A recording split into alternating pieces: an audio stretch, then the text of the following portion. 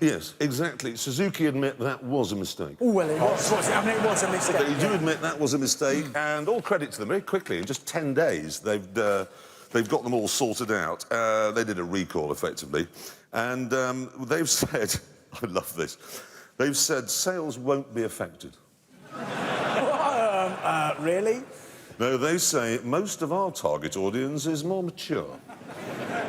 The public understand that recalls happen and they'll see through the stories.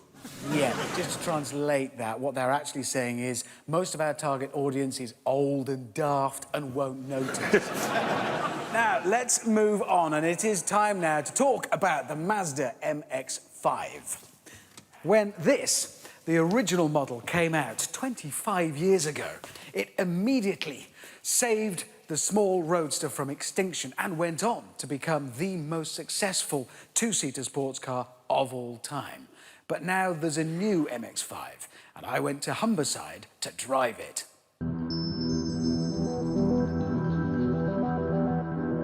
Before I do that, though, time for a quick refresher with the original.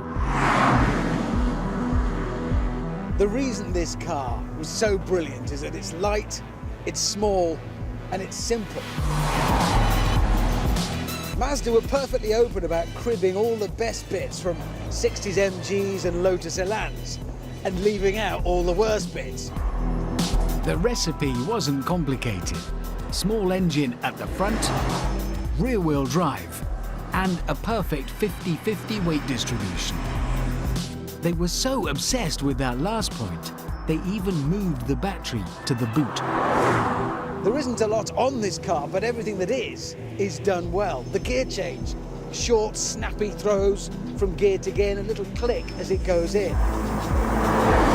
25 years on, and this is still in the top 5 all-time great gear changes, if there is such a thing. God, these things were good. Which means the brand new MX-5 has got a lot to live up to, a hell of a lot. Well, here it is. And on paper, the signs are good. It's still usefully small. It's still got an engine at the front and drive to the rear. And since prices start at around £19,000, it's still more affordable than most sports cars.